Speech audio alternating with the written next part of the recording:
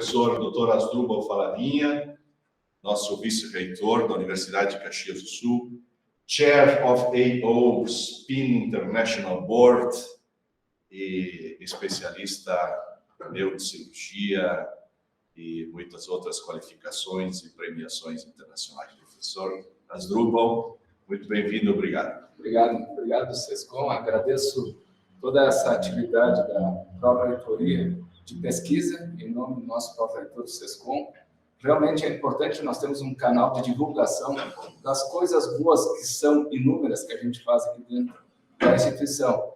É difícil a gente selecionar 3 tópicos, porque são tantas coisas boas, mas pelo menos a gente tem matéria para dar continuidade a essa atividade. Então, parabéns a todos, obrigado à presença de vocês. Hoje é uma plateia híbrida, nós temos pessoas aqui, fisicamente aqui nessa sala, e agradeço o pessoal aí que está nos olhando, seja de onde estiverem. Bom, o tema que foi colocado, terapia celular e medicina regenerativa, esse é um tema bastante importante, é um tópico que a gente já vem estudando há alguns anos, e isso se remete muito a como a gente poder recuperar algumas células perdidas. Então, o objetivo é justamente apresentar o papel da terapia regenerativa nas condições de envelhecimento e doenças. Essa é a ideia da pesquisa. Uma breve visão do que a gente apresenta. Nós temos várias células do corpo. Essas células apresentam seu citoplasma, núcleo, e são células que se desenvolvem, se multiplicam, e com o passar do tempo, elas entram em período de morte celular programada, que faz parte da evolução da vida. A perda celular é uma consequência direta da senescência, do envelhecimento, e isso acontece para todos. Em algum momento, o nosso relógio biológico faz com que essas células venham a envelhecer e a perder a sua capacidade funcional, ou devido a inúmeras doenças que a gente vem ser acometido. Então, esse é um momento da nossa vida que é uma evolução natural. Nós temos perda celular, seja pela senescência ou pela senilidade. A repopulação e a renovação celular também é um processo natural que vai acontecendo. À medida que a gente vai perdendo células, as células vão se formando e vão ocupando o espaço das células perdidas. Então, a gente tem uma perda celular, a gente tem uma renovação celular, e isso se mantém num ritmo equilibrado até uma certa idade, onde a perda celular passa a ser muito maior do que a repopulação celular. Então, o que a gente começa a identificar que a partir de um certo momento, a capacidade de reparação celular ela vai progressivamente diminuindo. Então, nós vamos tendo a progressão da doença, vamos tendo a progressão do envelhecimento, e essas células que antes nós tínhamos saudáveis, vivas, sendo elas sendo essas células desenvolvidas, elas vão perdendo sua capacidade de renovação. Então, isso acontece até hoje com todas as pessoas. A gente vê inúmeros pesquisadores mundiais tentando ver como que a gente consegue diminuir essa escala de perda celular e como a gente consegue recuperar células que em algumas doenças, devido aos fatores locais, elas são também acometidas. E a gente vê um crescente número de publicações científicas, ou seja, esse é o caminho. A gente tem que procurar entender melhor as doenças, entender melhor como a fisiopatologia acontece nessas doenças, para tentar reverter esse caminho de perda celular programada ou de recuperação de células no caso da doença. Isso é algo que a gente vê bastante, quem é médico vê isso bastante no consultório, que são pessoas procurando uma salvação, uma cura do seu problema, e muitas vezes elas vão em locais que oferecem essa cura sem ter por trás todas as condições de estudo científico para que a gente consiga prover esse tipo de tratamento com segurança.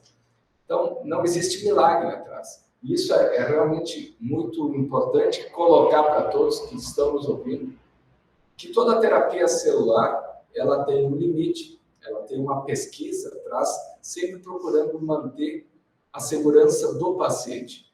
Então, muitas vezes no consultório, o que a gente faz é explicar ao paciente que não adianta ele ir para aquele determinado país, aonde tem um site maravilhoso que diz que se ele faz uma injeção daquelas células, ele sai caminhando, ele sai falando no outro dia. Isso é impossível, isso não é verdade. O paciente ele volta com outras inúmeras complicações que ele não tinha. Isso a gente vê bastante hoje em dia em qualquer site. Se vocês colocam um problema e colocam uma solução, eles trazem essas soluções com terapia celular, que a gente chama de turismo celular. Só que tem que ter muita cautela para procurar saber o que realmente é verdade, o que pode nos piorar o quadro inicial. Por isso que, quando a gente fala em pesquisa de nível avançado, isso tem que acontecer dentro de uma universidade, com critérios, com padrões éticos, com padrões estruturais, com multiconhecimento. É uma área onde nós temos conhecimento de diversas áreas. Não existe pesquisa de uma área só, são pesquisas compartilhadas. A gente tem tecnologia, a gente tem maquinaria, a gente tem conhecimento, a gente tem um comitê de ética, nós temos as pessoas que trabalham junto, nós temos o UXTEC, nós temos várias facilidades para reger esse tipo de pesquisa, que é uma pesquisa complexa, para tratar um problema que também é complexo. A gente não pode simplificar o problema e trazer uma solução, porque a solução normalmente é a esperança, a única esperança que esses pacientes têm. Além de tudo isso que a gente precisa dentro de uma instituição, nós temos que ter parcerias externas, e nós temos aqui na UFS parceiros externos que trabalham junto com a gente na terapia celular, que fazem pesquisas internacionais, e todos eles estão procurando fazer o bem para as pessoas. É essa a intenção dessa junção de vários conhecimentos. É procurar trazer um conhecimento a mais dentro da terapia celular, que a gente consiga melhorar a qualidade de vida das pessoas. Ninguém está pensando em outra meta que não essa. Então, a terapia celular, a gente tem a restauração das células. Então, praticamente, o que acontece, a gente pode tirar as células de um paciente, que é o doador, e isso é uma terapia halogênica, essas células serem coletadas, armazenadas para depois ser reinjetadas, ou, como se faz frequentemente, a gente tira as células do próprio paciente. Essas células são retiradas, essas células são separadas, as células-tronco, as melhores a gente desenvolve, expande, multiplica e armazena para, quando for necessário, se reinjeta de volta para o corpo. Então, a terapia das células-tronco justamente são células que podem repopulacionar uma área com células que foram perdidas, ou modificar o caminho, a sinalização celular de uma doença como câncer e etc. Então, tem várias as demandas que a gente usa para a terapia celular. Ela pode ser convencional, ela pode ser avançada, e nós estamos falando da terapia celular avançada. A terapia celular convencional, há mais de 45 anos, a gente tem, que é o famoso tratamento da leucemia, que teve o prêmio Nobel dos seus pesquisadores em 1990, e que se retira as células da pessoa, depois se faz uma quimioterapia forte, e depois retorna essas células melhores para a pessoa. Isso já se faz há 45 anos. Então, terapia celular não é novidade. A gente faz já há bastante tempo. Mas a terapia celular avançada, essa sim, requer um pouco mais de ciência, um pouco mais de pesquisa, justamente para ver as suas qualidades. Então, a terapia celular avançada é uma manipulação com objetivo terapêutico diferente das células originais, ou seja, eu tiro a célula tronco de um tecido e eu coloco no meio de osso, essa célula vai formar osso. Se eu tiro a célula-tronco, por exemplo, do pálate, ou tiro a célula-tronco, por exemplo, do subcutâneo, essas células são colocadas num ambiente com células, elas vão formar neurônios. Então, o meio ambiente que estimula essas células a sua formação. Então, justamente se faz a retirada, a extração do tecido, aonde a gente já sabe que tem inúmeras células-tronco. Essa extração do tecido é levada para o laboratório para ser expandido, para ser multiplicado. Essa expansão, essas células, no caso as células mesenquimais, ficam armazenadas e, quando necessário, é utilizado para substituição de células perdidas. Tá? Isso bastante usado hoje em dia também nas cirurgias plásticas de face, para melhorar a estética. Então, a utilização é abrangente.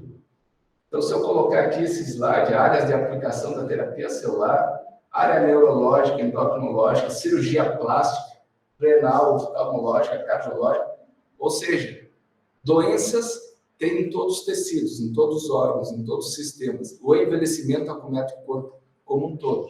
E essa terapia celular, ela pode ser utilizada para diversas áreas em diversos momentos. O banco de armazenamento, então nós temos o local onde essas células-tronco, uma vez retiradas, expandidas, identificadas, elas são armazenadas, elas são congeladas, para quando for necessária a sua aplicação, elas voltem para o corpo da pessoa. Bom, qual é a trajetória da UX na terapia celular? Nós temos uma trajetória já de uns 12 a 15 anos, em que a gente trabalha já com isolamento celular de pacientes, seleção celular, expansão celular, preservação celular. Então, todas essas etapas a gente já o faz dentro da universidade. Nós temos já a estrutura física, laboratório, colaboradores, uma equipe técnica qualificada. Então, de novo, isso não é um grupo, são vários grupos de pessoas que trabalham em conjunto para que a gente tenha sucesso nesse tipo de atividade. E a gente tem, então, o laboratório de terapia celular experimental, em que a gente tira células doentes dos pacientes e estuda essas células doentes dentro do laboratório. A gente cria um centro de fisiopatologia celular daquela doença dentro do laboratório. Então, com isso, a gente consegue ter melhor entendimento da doença, a gente consegue tratar essas células no laboratório e rever como que isso seria na vida real para esse paciente. Possibilitar a utilização das células-tronco, isso gerou patentes e registros, praticamente voltando no meu tempo de 1995, 1996. Isso nós estávamos fazendo lá em Nova York, no Columbia University, em que a gente tirava as células tumorais dos pacientes, levava para o laboratório, expandia as células tumorais no laboratório, identificava qual era o tratamento de medicação quimioterápica para aquela célula, para aquele paciente. Isso faz parte do que já vem bastante forte, que é a medicina personalizada. É a medicina de precisão, ou seja, é tratar a doença que o seu João tem e não tratar a doença, porque cada pessoa tem uma sensibilidade diferente. Por quê? Então, esse é o motivo de trazer as células para o laboratório, estudar aquelas células daquele paciente no laboratório. A gente fazia o uso de vários quimioterápicos, vários tratamentos com irradiação e tudo mais, e definia para as células daquele paciente qual seria o tratamento específico para ele. O quimioterápico 1, 2 não funcionaram, o 3 funcionou, que é uma beleza. Então vai ser o 3. Não se segue mais aquelas normas rígidas estabelecidas por protocolos de câncer. Então, esse é um entendimento que a gente faz bastante nos laboratórios de terapia celular. Então, aqui nós temos mais uma vantagem. Nós não só fazemos a expansão dessas células, mas nós criamos os órgãos, nós criamos os órgãos dessas células. Essas células, elas formam órgãos circulares, vamos dizer, elas formam uma esfera.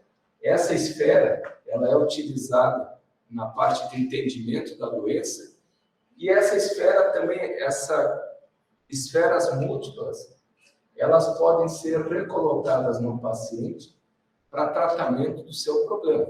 Então, por que esfera e não as células de uma maneira, de uma camada só? Quando a gente coloca essas células em esferas, uma retroalimenta a outra para a sua viabilidade. Então, isso faz com que essas células, quando recolocadas no paciente, elas se mantenham viáveis e em ação por muito tempo. Que esse é um dos grandes fatores quando a gente devolve as células para o paciente. Essas células não só têm que estar viáveis, como têm que estar funcionantes. As células em uma camada só, elas perdem essa característica de estimulação de uma célula para outra. Quando a gente gera em esferas, elas mantêm a viabilidade por mais tempo. Estudos de falência, de fechamento de pele, seja em queimadura, câncer, tumor, essas células colocadas com carreador, com polímeros, funcionam muito bem para redução do déficit ou da falha cutânea desse rato, que isso se remete ao paciente. Então, aqui, no cenário atual, nós temos um centro de coleta de células-tronco, que é o único aqui na região sul, que esse foi inaugurado no 4 de julho de 2022. A gente retira um pedacinho de tecido para fazer a expansão e o crescimento das células. O laboratório de terapia celular humana, nós temos o laboratório pronto de terapia celular experimental agora, está em construção de terapia celular humana, que é para fazer em alta escala o retorno ao paciente. E a terapia celular junto com o grafeno, a gente vê falar todas as funções do grafeno. Bom, o grafeno com as células, após 6 meses de trabalho, a gente tem o grafeno se dando muito bem com as células-tronco. Inicialmente, o grafeno matava as células, se conseguiu trabalhar na pureza do grafeno. Hoje, o grafeno não só ele consegue manter a viabilidade das células, como ele consegue entrar nas células, ele está dentro do citoplasma das células, e essas células, quando se dividem, já se dividem com o grafeno dentro. Então, e o grafeno é um importante estimulador elétrico. Isso, para regeneração do tecido nervoso, vai ser um grande padrão de estudo que a gente já está começando a fazer. Então, em conclusão, o avanço tecnológico e a ciência médica está em fase crescente e acelerada. Isso veio para ficar, essa terapia personalizada, medicina de precisão com células-tronco, ela veio para ficar, e a UFRGS, ela quer ser pioneira no desenvolvimento dessas terapias avançadas. É isso. Então, fico muito alegre nesse convite e fico pronto para qualquer pergunta que a gente tenha depois. Obrigado.